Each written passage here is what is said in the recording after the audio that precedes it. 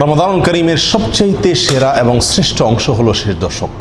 প্রথম এবং দ্বিতীয় দশকের ইবাদত বন্দিগির চাইতে শেষ দশকে ইবাদত এবং বন্দিগির গুরুত্ব অনেক অনেক গুণ বেশি। এই দশকের মর্যাদা এবং গুরুত্বের বিশেষ কারণ রয়েছে। তার প্রথম কারণ হলো রমজানের শেষ দশকেই নবী করিম সাল্লাল্লাহু আলাইহি সাল্লামের প্রতি আল্লাহ সুবহানাহু ওয়া তাআলা কোরআন নাজিল করেছিলেন, যে কোরআন মুসলিম উম্মাহর প্রতি আল্লাহ সুবহানাহু ওয়া তাআলার সবচেয়ে বড় অনুগ্রহসমূহের অন্যতম। সেই কোরআন আমরা পেয়েছি এই দশকে। দ্বিতীয়ত, এই দশকেই আল্লাহ সুবহানাহু ওয়া তাআলা লাইলাতুল কদর রেখেছেন, যে লাইলাতুল কদর হাজার মাস ইবাদতের চাইতে শ্রেষ্ঠ এবং উত্তম। যেই লাইলাতুল কদর প্রসঙ্গে আল্লাহ সুবহানাহু ওয়া তাআলা কোরআনে কারীমে একাধিক জায়গায় আলোচনা করেছেন, যে সম্পর্কে আল্লাহ তাআলা একটি সূরা নাজিল করেছিলেন। সারা বছরের শ্রেষ্ঠতম রজনী এই লাইলাতুল কদর আল্লাহ সুবহানাহু ওয়া তাআলা রেখেছেন এই দশকেই। এই দশকের ফজিলত এবং মর্যাদার কারণ হলো এই দশকে নবী করিম সাল্লাল্লাহু আলাইহি সাল্লাম ইবাদত এবং বন্দিগির জন্য যত সাধনা করতেন, যত পরিশ্রম করতেন, যত চেষ্টা করতেন, সারা বছরের অন্য কোনো সময়, এমনকি রমজানের প্রথম 20 দিনেও এরকম সাধনা, এরকম মেহনত, এরকম কষ্ট তিনি করতেন না, যেটি আম্মা জান আয়েশা রাদিয়াল্লাহু তাআলা আনহার বর্ণিত হাদিসে স্পষ্টভাবে উল্লেখিত হয়েছে। বুখারী এবং মুসলিমে সেই হাদিস বর্ণিত হয়েছে, কানা ইয়াজতাহিদু ফীহি মা লা ইয়াজতাহিদু ফী গায়রিহি। রমজানের শেষ দশকে নবীজি সাল্লাল্লাহু আলাইহি সাল্লাম ইবাদতের জন্য যে সাধনা করতেন, যে পরিশ্রম করতেন, যে কষ্ট করতেন, অন্য কোনো সময় এত সাধনা, এত পরিশ্রম, এত কষ্ট তিনি করতেন না। এই জন্য এই দশকের মর্যাদা এবং গুরুত্ব অপরিসীম। একজন মুমিনের জন্য রমজানের শেষ দশকের আমল এবং করণীয়গুলো কি? প্রিয় বন্ধুগণ, নবী সাল্লাল্লাহু আলাইহি সাল্লামের আমলের আলোকে, তার আদর্শের আলোকে আমরা 5টি আমল খুঁজে পাই এই দশকে। প্রথম নম্বর আমল হলো সারা রাত জেগে ইবাদত বন্দেগী করা। সারা রাত জেগে থাকা, জেগে যতটুকু সম্ভব ইবাদত বন্দেগী করা, বিছানায় পিঠ না লাগানো। এই 10টি রাত, শেষ দশকের এই রাতগুলোকে আল্লাহর জন্য বরাদ্দ করে রাখা। এই 10টি রাতকে আমার মুক্তির জন্য, নাজাতের আশায়, আমার জান্নাত লাভের আশায়, আল্লাহ সুবহানাহু ওয়া তাআলার রহমতকে নিজের করে নেওয়ার আশায়, আল্লাহ সুবহানাহু ওয়া তাআলার কাছ থেকে মাগফিরাত লাভের আশায় এই দশকে সম্পূর্ণভাবে নির্ঘুম রাত কাটানো। এই দশকে আরামের ঘুমকে হারাম করে দেওয়া, এই দশকে বিছানা পেট না দেওয়া। আম্মা জান আয়েশা রাদিয়াল্লাহু তাআলা আনহা বলেন, কানা নবী সাল্লাল্লাহু আলাইহি সাল্লাম ইযা দাখালাল আশর আহইয়া লাইলাহ। রমজানের শেষ দশক যখন শুরু হতো, নবী সাল্লাল্লাহু আলাইহি সাল্লাম সারা রাত জেগে ইবাদত বন্দি করতেন, একটুও ঘুমাতেন না। ওয়া আইকাদা আহলাহ। এবং 2 নম্বর আমল হলো এই দশকের পরিবারের লোকদেরকে ঘুম থেকে ডেকে তুলে দেওয়া ইবাদত বন্দেগী করার জন্য। নবী সাল্লাল্লাহু আলাইহি সাল্লাম নফল আমলের জন্য, নফল ইবাদতের জন্য কখনো পরিবারের লোকদেরকে ঘুম থেকে ডেকে তুলতেন না। কিন্তু রমজানের শেষ দশকের এত বেশি ফজিলত, এত বেশি মর্যাদা, আল্লাহ সুবহানাহু ওয়া তাআলার অনুগ্রহের বাড়িধারা এত বেশি বর্ষণ হতে থাকে যে তিনি আর সহ্য করতে পারতেন না যে আমার পরিবারের লোকেরা ঘুমিয়ে থাকবে এই দশকে, তাদেরকে ডেকে তুলে দিতেন। অতএব এই শেষ দশকে পরিবারের লোকদেরকে, আশপাশের লোকদেরকে, নিজস্ব লোকজনকে ঘুম থেকে ডেকে তুলে দেওয়া, এটা হলো এই দশকের দ্বিতীয় আমল। 3 নম্বর আমল হলো এই দশকে কোমর বেঁধে নেওয়া। আমাদের আয়েশা বর্ণিত সে হাদিসে আসছে, ওয়াশাদ্দা মিজারাহু। নবী সাল্লাল্লাহু আলাইহি সাল্লাম শেষ দশক আসলে রমজানুল কারীমের তিনি কোমর বেঁধে নিতেন। কোমর বেঁধে নেওয়া বলতে কি বোঝানো হয়েছে এখানে? কেউ কেউ বলেছেন এর অর্থ বেশি থেকে বেশি ইবাদত বন্দেগীর জন্য চেষ্টা করা, সাধনা করা। অনেক মুহাদ্দিসিন ইকরাম বলেছেন এর ব্যাখ্যায় যে এর অর্থ হলো স্ত্রী থেকে দূরে থাকা, অর্থাৎ স্ত্রী সহবাস না করা। নবী করিম সাল্লাল্লাহু আলাইহি সাল্লাম শেষ দশকে স্ত্রী সহবাস করতেন না, স্ত্রীদের থেকে দূরে থাকতেন। অনেক মুহাদ্দিসিনের মতে কোমর বেঁধে নেওয়া বলতে ইঙ্গিতে এই কথাটাই বোঝানো হয়েছে। 4 নম্বর আমল হলো এই দশকে লাইলাতুল কদর তালাশ করা। লাইলাতুল কদর তালাশ করা বলতে উদ্দেশ্য হলো শেষ দশকের প্রতিটি রাতই লাইলাতুল কদর হওয়ার সম্ভাবনা রাখে। বিশেষ করে বেজোড় রাতগুলোতে লাইলাতুল কদর হওয়ার সম্ভাবনা রয়েছে। নবী করিম সাল্লাল্লাহু আলাইহি সাল্লাম বলেছেন, তাহাররু লাইলাতুল কদর ফিল উইতরি মিনাল আশরিল আওয়াখির মিন রমাদান। সহিহ বুখারীর হাদিসে নবী সাল্লাল্লাহু আলাইহি সাল্লাম ইরশাদ করেছেন, তোমরা রমজানের শেষ 10টি রাতের বেজোড় রাতগুলোতে লাইলাতুল কদর তালাশ করো।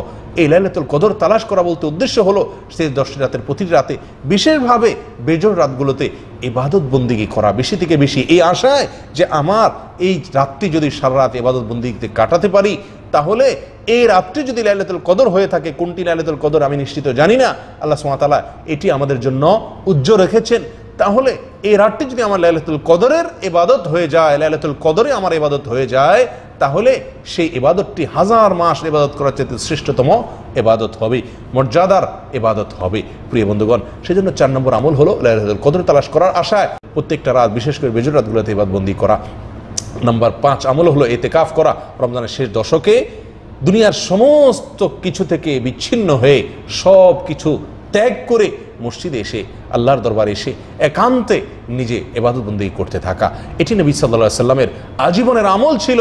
বুখারীর হাদিসে আসছে, আম্মা জান আয়েশা রাদিয়াল্লাহু তাআলা আনহা বলেন, কারণ নবী সাল্লাল্লাহু আলাইহি সাল্লাম ইয়াতাকিফু আল আশর আল আওয়াখির মিন রমাদান হাত্তা তাওয়াফাহুল্লাহ। নবী সাল্লাল্লাহু আলাইহি সাল্লাম রমজানের শেষ দশক আসলে মসজিদে ইতিকাফ করতেন।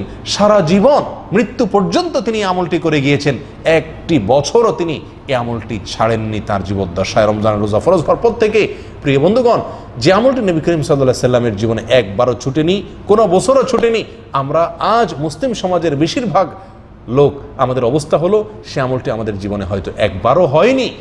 কত জঘন্য বৈপরীত্য নবী সাল্লাল্লাহু আলাইহি সাল্লামের আমলের সঙ্গে। প্রিয় বন্ধুগণ, আসুন এই জন্য এই আমলটির গুরুত্বকে অনুধাবন করি। এটি আমাদের সমাজ থেকে সম্পূর্ণভাবে বিলুপ্ত হয়ে যাওয়া আমলসমূহের মধ্যে থেকে একটি। আমাদের সমাজের সবচাইতে অবহেলিত আমলগুলোর মধ্যে একটি হলো এই ইতিকাফ। এটিকে পুনর্জীবিত করার চেষ্টা করি, এই ইতিকাফকে প্রতিষ্ঠিত করার চেষ্টা করি। জীবনের 10টা দিন আল্লাহর ঘরে এসে বসে পড়ি এবং আল্লাহর করুণা তালাশ করার চেষ্টা করি। আল্লাহ তাআলা আমাদের সকলকে তৌফিক দান করুন। আবারও বলছি, এই শেষ দশকের 1 নম্বর আমল হল সারা রাত জেগে থাকা ইবাদত বন্দেগীর আশায়। নাম্বার 2, পরিবারের লোকদেরকে ঘুম থেকে ডেকে তোলা। নাম্বার 3, কোমর বেঁধে নেওয়া, ইবাদতের জন্য অতিরিক্ত সাধনা করা অথবা স্ত্রী সহবাস থেকে দূরে থাকা। নাম্বার 4, লাইলাতুল কদর তালাশ করা, অর্থাৎ শেষ দশকের প্রতিটি রাত ইবাদত বন্দেগী করা এই আশায় যে রাতটি লাইলাতুল কদর হতে পারে এবং লাইলাতুল কদর হওয়ার আশায় বেশি বেশি ইবাদত করা। আর যদি লাইলাতুল কদর বলে মনে হয় সেই রাতটিকে, তাহলে আল্লাহুম্মা ইন্নাকা আফুউন কারীম তুহিব্বুল আফওয়া ফাআফু আন্না, আল্লাহুম্মা ইন্নাকা আফুউন কারীম তুহিব্বুল আফওয়া ফাআফু আন্না, এই দোয়াটি পাঠ করা, যেটি নবী সাল্লাল্লাহু আলাইহি ওয়াসাল্লাম আমাদের আয়েশাকে শিক্ষা দিয়েছেন। 5 নম্বর আমল হলো শেষ দশক উপলক্ষে ইতিকাফ করা। যাদের বিন্দু মাত্র সুযোগ আছে ইতিকাফ করার, তাদের প্রত্যেকেরই চেষ্টা করা উচিত ইতিকাফ করার।